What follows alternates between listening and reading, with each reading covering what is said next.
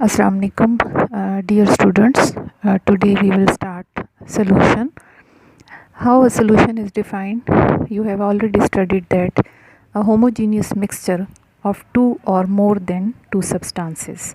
Okay, so we call solution as a homogeneous mixture.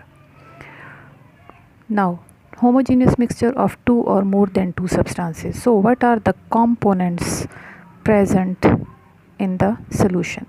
Major components present in the solution are number 1 solute, number 2 solvent. What is the difference between solute and solvent? The component which is present in little amount, that is called solute, and the component which is present in greater amount, that is called solvent. Okay, so in pure solution, the solute and solvent are well mixed with one another. That's why it is called homogeneous mixture. In your books it is written as that solution is composed of one phase. What is meant by one phase? One phase means that the solute and solvent are perfectly mixed with one another. That's why it is called one phase. Like solution को जब हम observe करते हैं ना, जो pure solution होते हैं, solution की एग्जांपल क्या होगी? फॉर एग्जांपल शुगर है, उसको आप वाटर में डिज़ोल्व करते हैं, या सॉल्ट लेते हैं, खाने वाली सॉल्ट, टेबल सॉल्ट, उसको आप वाटर में डिज़ोल्व करते हैं, तो ये इतने परफेक्टली एक दूसरे के अंदर डिज़ोल्व होते हैं कि ऐसे लगता है कि ये बिल्कुल वन फेज़ है। हालांकि असल में इनमें दो फेजेस जो हैं वो मिक्स हुई हुई हैं, लेकिन ये इतने परफेक्टली मिक्स हुए हुए होते हैं, तो इसलिए सोल्यूशन को हम क्या कहते हैं? It is one phase. ठीक है, और इसमें जो पार्टिकल साइज़ होता है वो वेरी वेरी स्मॉल होता है, इसीलिए हम इनको वन फेज़ कहते हैं। यानी इसमें हमें नेकेड आई से कोई पार्टिकल्स नज़र नहीं आते हैं, बल्कि सिर्फ नेकेड आई से नहीं, अगर हम अल्ट्रा माइक्रोस्कोप यूज़ करें तो उससे भी इसमें हमें कोई पार्टिकल्स नज़र नहीं आते हैं। ठीक है, तो आप लोगों की बुक में लिखा हुआ है कि सोल्यूशन में पार्टिकल साइज़ कितना होता है? 0.01 से लेकर 1 नैनोमीटर इसमें पार्टिकल साइज़ होता है। ठीक है, अच्छा, इसी तरह सोल्यूशन जो है उसको हम सेपरेट नहीं कर सकते हैं on standing, not separated on standing. ठीक है, स्टैंडिंग का क्या मतलब है? जैसे देखें, आप लोगों ने लस्सी ऑब्ज़र्व की होगी। लस्सी को अगर आप कुछ टाइम के लिए रखें तो उसमें जो है वो वाटर सा, वो जो ऐसे मिल्की सा वाटर होता है वो ऊपर रह जाता है, और नीचे वो जो थिक मटेरियल होता है जिसमें फ़ैट्स वगैरह होते हैं वो नीचे बैठ जाता है। ठीक है, तो उसमें दो फेजेस जो हैं वो सेपरेट हो जाती हैं ऑन स्टैंडिंग। स्टैंडिंग का मतलब है कुछ टाइम के लिए रख लें, तो सोल्यूशन में ऐसा बिल्कुल भी नहीं होता है, because the particle size is very very small, that's why it seem as composed of one phase and it can't be separated on standing. Similarly, if a solution is centrifuged, so again no layers will be formed, like no particles will be separated. What is centrifuged? Centrifuge machine जो है वो आप लोग देख सकते हैं। इसमें जो है आप लोगों के पास ऐसे वो छोटी छोटी ट्यूब्स होती हैं, उनको सेंट्रीफ्यूज ट्यूब्स कहते हैं। उसके अंदर वो मटेरियल रखते हैं, वो सोल्यूशन रखते हैं जिसको आपने सेंट्रीफ्यूज करना है। ठीक है, फिर उसको जब स्विच ऑन करते हैं तो सेंट्रीफ्यूज मशीन बहुत फास्ट जो है वो रिवॉल्व करती है। तो उसके बाद जब ये साइकिल्स इसकी कंप्लीट हो जाती हैं, मतलब जितना हमने उसको रेवोल्यूशन पर मिनट देना होता है और वो सारा तो वो करने के बाद जब हम इसको स्टॉप कर देते हैं, तो जब हम उसमें से वो सेंट्रीफ्यूज ट्यूब निकालते हैं ना, इस तरह की सेंट्रीफ्यूज ट्यूब होती है, तो उसमें नीचे जो है वो एक फ़ेज़ अलग हुई होती है जो भी पार्टिकल्स होते हैं, और बाकी ऊपर जो है वो ट्रांसपेरेंट मीडियम जो है वो अलग सेपरेट होता है। जैसे फॉर एग्जांपल वाटर अलग हो गया, तो मतलब अगर आप लस्सी को सेंट्रीफ्यूज करेंगे तो लस्सी में ये जो थिक मटेरियल है, फैट्स वगैरह, वो नीचे सेटल हो जाएंगे और बाकी वो मिल्की वाटर सा जो है वो ऊपर आ जाएगा। तो सोल्यूशन जो है उसको हम सेंट्रीफ्यूज करेंगे तो ऐसा कुछ भी नहीं होगा, इसीलिए इसको हम वन फेज़ कहते हैं। ठीक है, अच्छा, फिर इसी तरह सोल्यूशन जो है इसमें टिंडल इफ़ेक्ट ऑब्ज़र्व नहीं होता, नो टिंडल इफ़ेक्ट ऑब्ज़र्व्ड। अब टिंडल इफ़ेक्ट किसे कहते हैं? टिंडल इफ़ेक्ट होता है कि जब हम बीम ऑफ लाइट को पास करते हैं थ्रू आ सोल्यूशन, तो वो बीम ऑफ लाइट स्कैटर होती है। अब सोल्यूशन जो है आप लोगों ने खुद ही अभी पढ़ा कि सोल्यूशन जो है वो बिल्कुल होमोजीनियस होता है, ये बिल्कुल प्योर आपको वन फेज़ लगता है, तो इसलिए इसमें टिंडल इफ़ेक्ट ऑब्ज़र्व नहीं होगा। लेकिन अगर आपके पास इस टाइप का सोल्यूशन हो जिसके अंदर छोटे छोटे पार्टिकल्स हों, तो फिर इसमें क्या होता है, जब आप बीम ऑफ लाइट को पास करते हैं, ये लाइट बीम हो गई, तो इसको जब आप पास करते हैं तो बीम ऑफ लाइट स्कैटर होती है इन डिफरेंट डायरेक्शंस। तो this effect is called Tyndall effect. So this Tyndall effect is not observed in pure solution because it is composed of one phase. ठीक है, now next we will study in detail what is colloidal solution. Okay, we will study what is the difference between pure solution, a colloidal solution called colloids, and a suspension.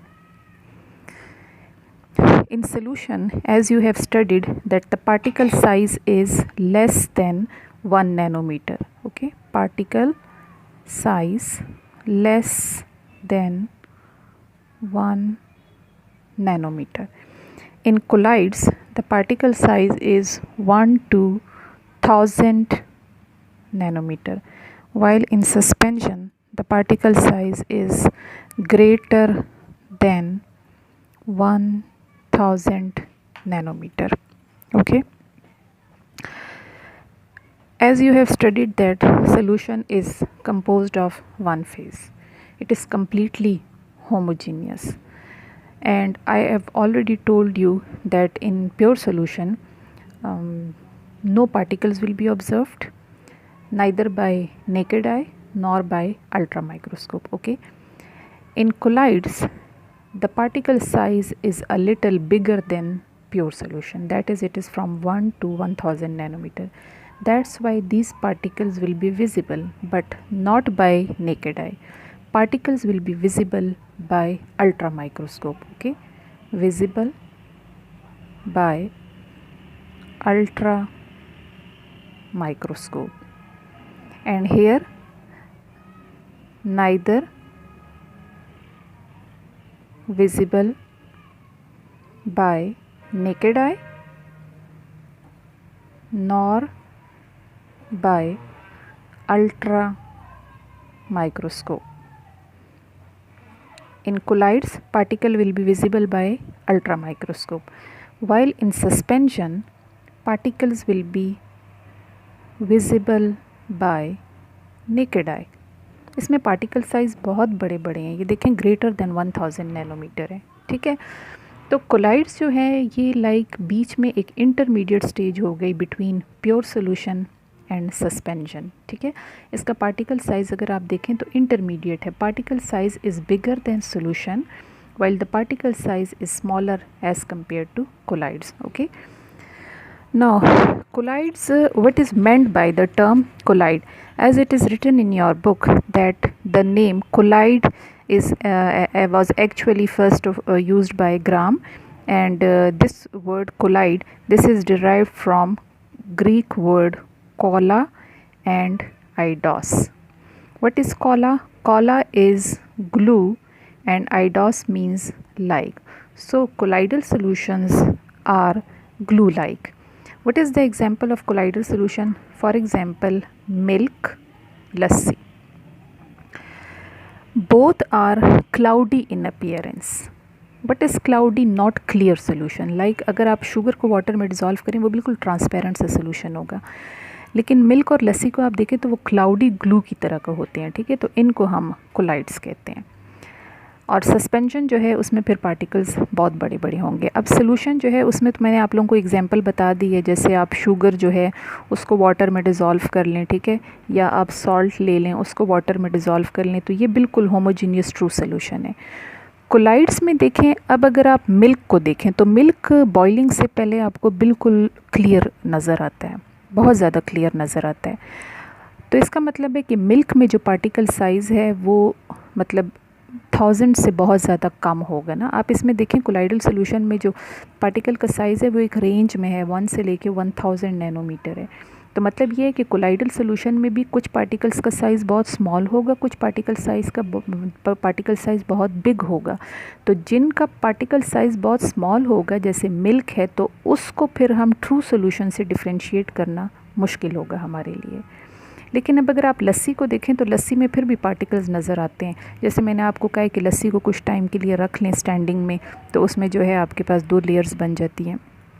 तो इसका मतलब है कि लस्सी जो है वो हमें सस्पेंशन की तरह का दिखता है। सस्पेंशन देखें, सस्पेंशन क्या होता है, नाम से क्लियर हो रहा है, जिसमें सस्पेंडेड पार्टिकल्स होंगे। तो लस्सी को सस्पेंशन से डिफरेंशिएट करना मुश्किल है, मिल्क जो है उसको ट्रू सोल्यूशन से डिफरेंशिएट करना मुश्किल है।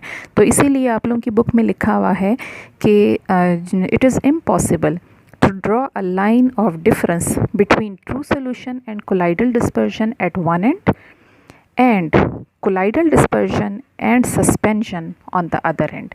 यानी colloidal बिल्कुल एक इंटरमीडिएट स्टेज है, तो इसको इधर से डिफरेंशिएट करना और उधर से डिफरेंशिएट करना वो बहुत मुश्किल होगा। ठीक है, तो मेरी बात आप लोगों को समझ आ गई होगी कि मैं आपसे कह रही हूँ कि colloidal सोल्यूशन में डिफरेंट एग्जांपल्स आती हैं।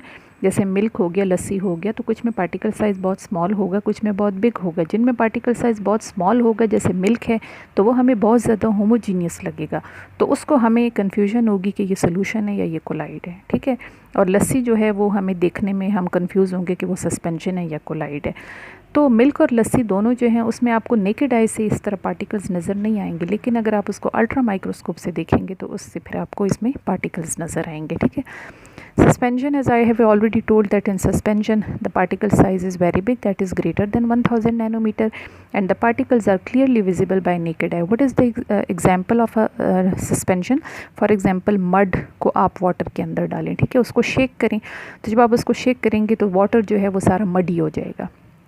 फिर इसको हम सस्पेंशन कहते हैं because the particles are clearly visible by naked eye. Okay, now next is colloidal solution को हम डिटेल में पढ़ते हैं कि कोलाइडल सोल्यूशन में जैसे मैंने आपसे कहा है कि मिल्क, लस्सी डिफरेंट एग्जांपल्स हैं और इसको एक फेज़ और दूसरे उससे जो है वो सेपरेट करना मुश्किल होता है। ठीक है, तो कोलाइडल सोल्यूशन जो है इसकी फिर हम इसको डिफरेंट टाइप्स में क्लासीफाई करते हैं। कोलाइड्स जो हैं इनमें फिर 2 कैटेगरीज हम बनाते हैं। एक को कहते हैं हाइड्रोफिलिक कोलाइड्स और दूसरे को हम कहते हैं हाइड्रोफोबिक कोलाइड्स। ठीक है, हाइड्रोफिलिक नेम से क्लियर हो रहा है, हाइड्रो जो है वो वाटर हो गया, फिलिक का मतलब है लविंग, और यहाँ पर जो है वो hydro, again hydro means water and phobic means fearing.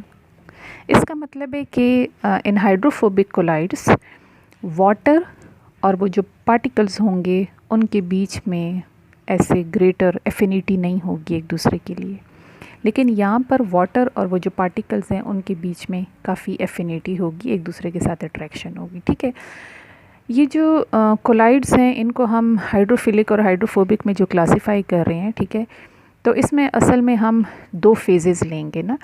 एक होता है डिस्पर्स्ड मीडियम और एक होता है dispersion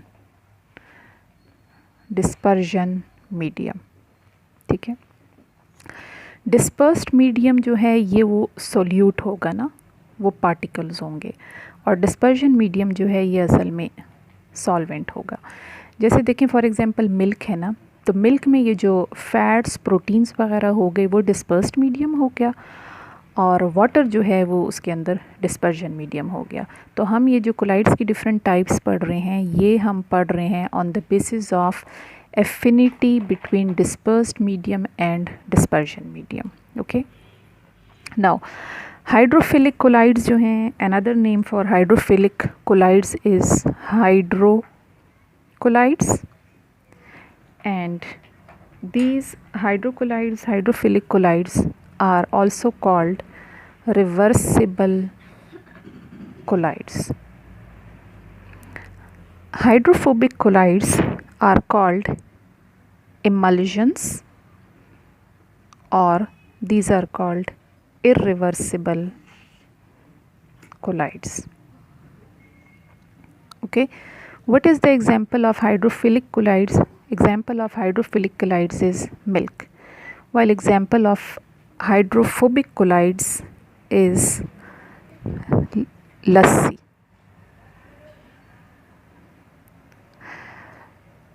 Another example is homogenized milk, and here another example is blood plasma. Okay, now in blood plasma, the dispersed medium and the dispersion medium, they have strong affinity, they have strong attraction with each other. That's why blood plasma is an example of hydrophilic colloid. Hydrophilic means water loving. Generally these colloids are called lyophilic